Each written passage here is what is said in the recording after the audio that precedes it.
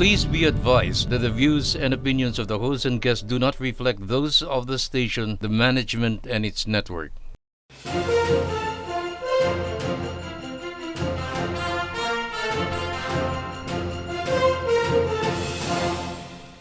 Hello Philippines, I'm Butch Serrano. Welcome to the Fourth Estate. In this continuing series of the upcoming national and local election in 2025, we are proud to present to you the senatorial candidates. And what a candidate we have today. A mysterious figure out of the shadows of the Marcos cabinet and into the limelight of the opposition ticket. Ladies and gentlemen, the former Executive Secretary of the Philippines, the very elegant Attorney Vic Rodriguez. Oh, thank you, Butch. Welcome sa Fourth Estate. Thank you for inviting me in your program, The Fourth Estate. At magandang araw po sa mga Pilipino sa manpanig ng mundo. Maraming salamat, Attorney Vic. Well, dun po sa hindi nakakaalam, at saka dun po sa ating po mga followers, tayo po, hibernate muna tayo sa barangay tayo because itong Fourth Estate, mag-feature po lahat ng senatorial candidates na tumatakbo. And sinabi nga namin na who would be the first na ating iimbitahin and talagang nilabi talaga namin na si Attorney Vic Rodriguez. And we are very, very happy and honored that you are here with us today. Oh, thank you again very much. At malaking bagay sa akin, Butch, at mga kababayan, yung pagbibigay ng ganitong platform at exposure para ako'y lubusan pang makilala ng sambayan ng Pilipino dahil tayo'y kumakandidato bilang independent. Wala naman tayong logistics, wala tayong pera at wala tayong wherewithals to as compared to all others mostly or running for senators. But again, thank you for this very generous opportunity that you have extended to me. Yeah, thank you rin po. Alam nyo, mga kababayan, mga kabarangay, speaking of sa barangay tayo kanina, not many people know na si Attorney Vic Rodriguez was once upon a time a kagawad and a kapitan of Sacred Heart, Quezon City. Pwede niyo bang panandalian ang pag-usapan po natin yan? Kamusta po ang experience niyo as a barangay official?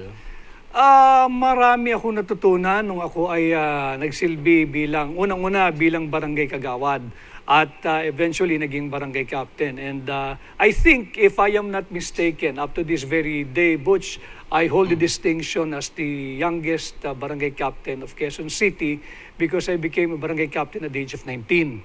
At bilang ama ng iyong barangay, the basic unit of our society, 24/7 yan eh. Yes. I was 19, ako ay nasa third year college pa lamang sa University of Santo Tomas at kahit natutulog ka, kinakatok ka nung mga kasama mo na barangay officials, barangay employees, pagka may aberya sa gabi at haharapin mo yun. And hindi dahilan na you're 19, hindi ka sasabak pati doon sa mga krimeng nangyayari. And of course, I cannot forget because I was all set to take up law even when I was in college. Gusto ko talaga maging abogado eh. So nagkaroon din ako ng maaga-agang OJT or apprenticeship in the dispensation of fair and faithful rendition of barangay justice system dahil meron tayong katarungang pambarangay law. Kahit yung away mag-asawa, ano ba naman ang kinalaman ko sa buhay mag-asawa? I was barely 19 and I'm mediating between much older constituents na mag-asawang nag-aaway. And I think I have a pretty good batting average na pagkakasundo ko. At nadidisabuse ko yung kanilang pag-iisip doon sa puntong maghihiwalay na. For me, that is a very, very big achievement already. Dahil, again, ulitin ko, I was very young. Sino ba naman ako mag-mediate sa away mag-asawa? Buti nga, walang nagsasabi, Kapitan, payo ka ng payo eh. May asawa ka na ba? Ay, mahihinto tayo ron. So, it's a very, very enriching, to say the least, experience that I had. Wow. Alam nyo, that's something new for everyone. Kasi whenever we look at Attorney Vic Rodriguez, parang very high-minded, na andun siya sa usapang pang-national. Pero we never knew na ang start nyo pala sa barangay. Which is, laging sinasabi ng national government that it is the front line of every services that is being rendered out to the general welfare. Ano po? With that, 19 years old po kayo nag-umpisa. Have you always felt na even when you were still young that you had to be in public service? Doon ho ba nag-umpisa ang inyong pagiging patriot sa ating bayan? Hindi ko na maalala kung kailan nagsimula yung malapot na pagmamahal sa bansa. And I guess, siguro through the years, nung nag-aaral ka, bata pa tayo, elementary, high school, hanggang college, hanggang law school, naituturo naman yan sa eskwela, yung pagmamahal sa bansa. Pero with all humility, yung sa akin, nararamdaman ko malapot yung pagmamahal sa bansa. But when I took the challenge then to lead my barangay in Quezon City, ang thinking ko nun, I'll render service now to the community, to my city, and perhaps to the country as a barangay leader, as barangay captain.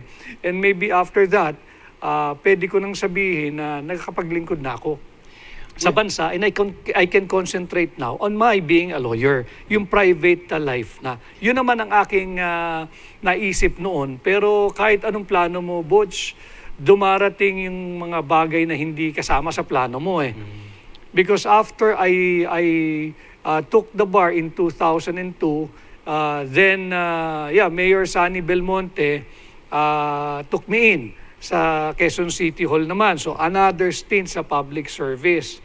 And when I passed the bar in 2003, kinausap ko si Mayor Sunny, ako, boss, exit na ako. At hindi ko makalimutan yung aming banter noon. Sabi niya, bakit? Ay magtatayo na ho ako ng aking law firm. Ang sabi niya, mayabang ka rin talaga. Ako, na-offend ko yata yung aking kaibigan. Kako, bakit to? Hindi ho, kako, bakit to? Lahat ng tao gustong masasama sa akin at ma-identify nandito na tayo sa City Hall. Ikaw tong narito na, lalayo ka pa at aalis ka.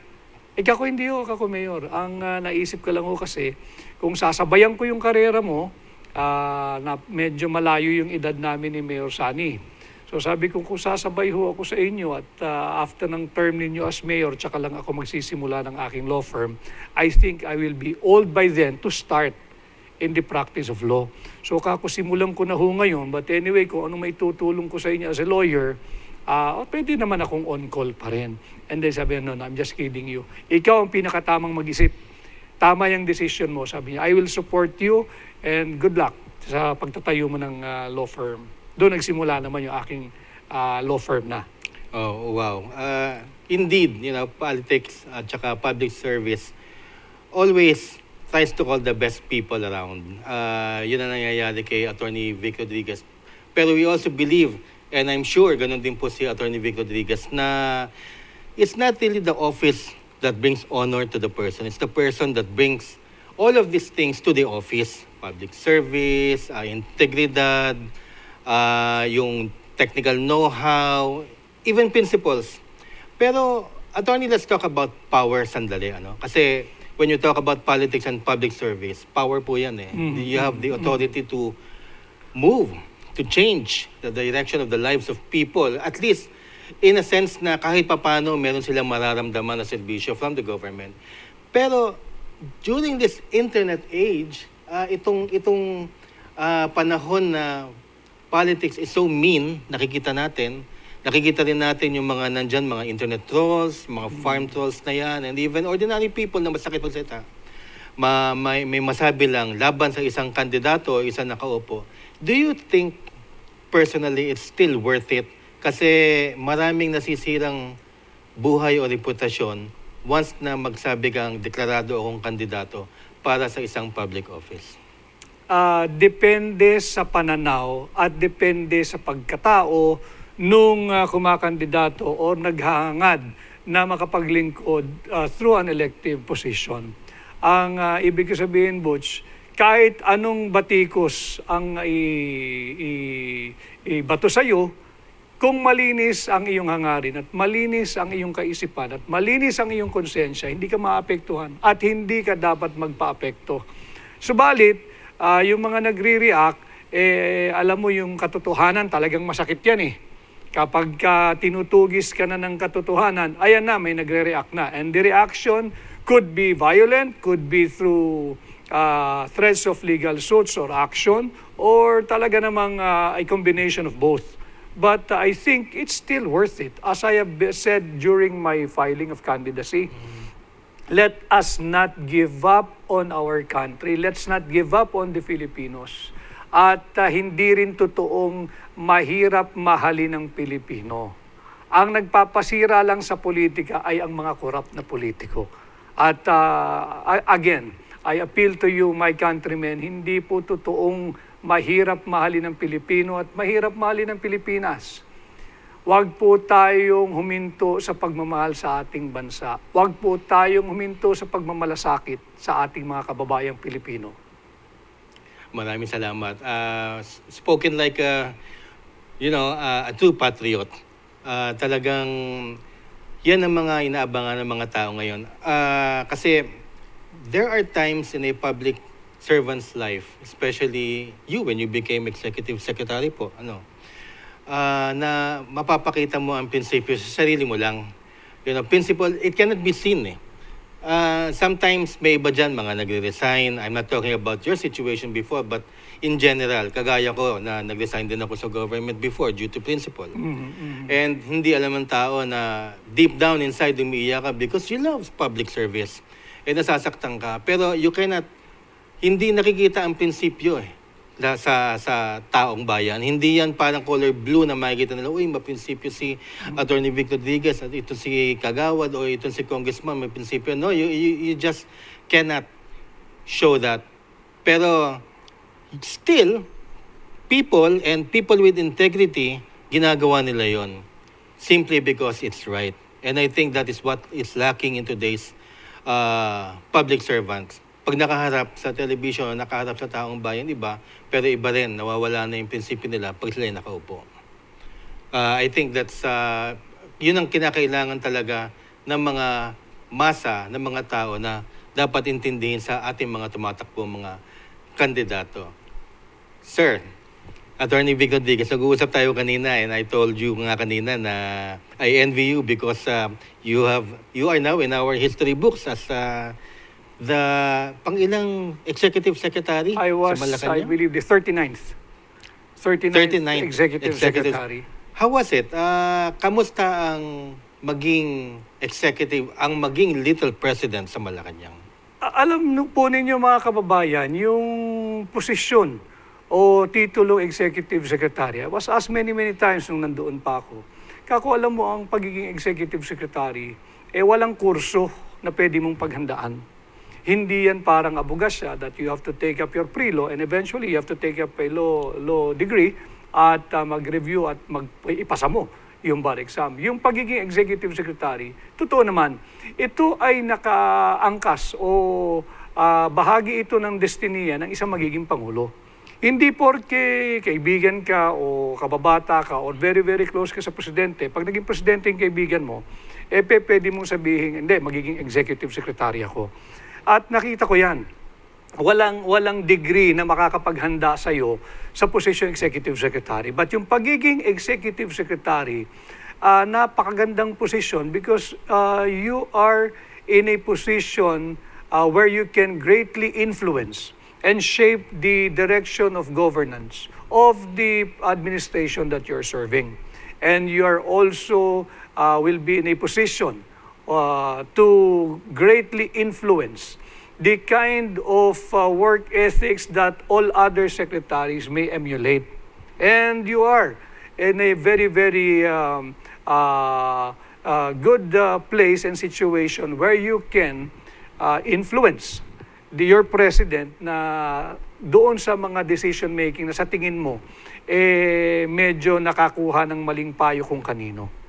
Yes, I agree with that completely. Having the president's ear is, I think, the highest form of power. Whether you are an executive secretary or whether you are a private individual, having the president's ear is the highest form of power. Kasi ang presidente talaga magdidesisyon yan through your, kung ano man ang ma-advise ninyo. But having that mindset and having also a lot of yung mechanics on how to run the entire apparatus of government. If you are a reformist or if you are a principled individual in a country, in a government that likes to keep the status quo, ikaw talaga masasagasaan talaga yung mga ganun eh. Did that, of course, without really getting into the details of what happened because that's the past now. Pero did you think in your experience it happened? It happened. Yeah. It happened. Nakikita ko eh. Mm. Naobserbahan ko, napansin ko, at napapanood ko sila. Ang when I gave I think my very first interview regarding my stint and what happened in Malacanang, ang sinabi ko roon, basta't nakita ko, ang dami nila na nag-counterflow. Ayaw yung direksyon na isinusulong namin nung simula na patungo sa good governance. And going into Malacanang, then, hindi naman tayo virgin going into Malacanang. I know what's happening, I'm aware of what's happening, I know what's going on. Pero ang sabi ko nga, hindi naman din Pilipino ang nag-imbento ng korupsyon. Subalit kung ang dadatnan nating corruption level at that time, halimbawa lamang ay 40%, ang aking pakay talaga, pababain ito ng 30% and 20%. That's the most that you can do for a 6-year term. And I was asked by somebody there, kung kaya mong pababain from 40 to 20, bakit hindi mo pa pababain na hanggang 0? That's the ideal. But with the very limited time you have and the stiff opposition that you will encounter, which I encountered, and I have experienced it firsthand, mapababa mo lang yan ng 10%, maximum 20%. At yung na-save mong pera sa corruption, ibalik mo uli sa treasury, marami hong makikinabang. Ang daming social services pa noon na maibibigay sa mamamayang Pilipino kesa tumataba hindi lamang yung tiyan, kundi yung bulsa at bank account ng mga korap na politiko. That was my intention, that was my direction. But yun na nga, I was overrun at napakarami nila who will want to maintain the status quo. Ayan. Last question about you being executive secretary. I don't want to dwell on, the past, pero looking back, meron ba kayong nagawa, kung pauulitin sa inyo yon, meron ba kayong gagawing iba?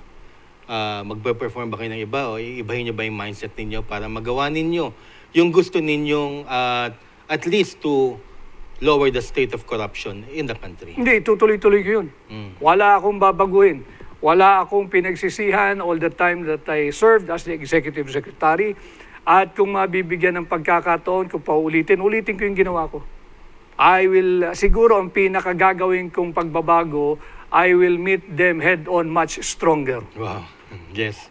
Mas mapuwersa ko silang haharapin. Well, nakakabilib po yung mga ganyang klase mga tao, may mga pinaglalaban. And a lot of candidates kasi are running,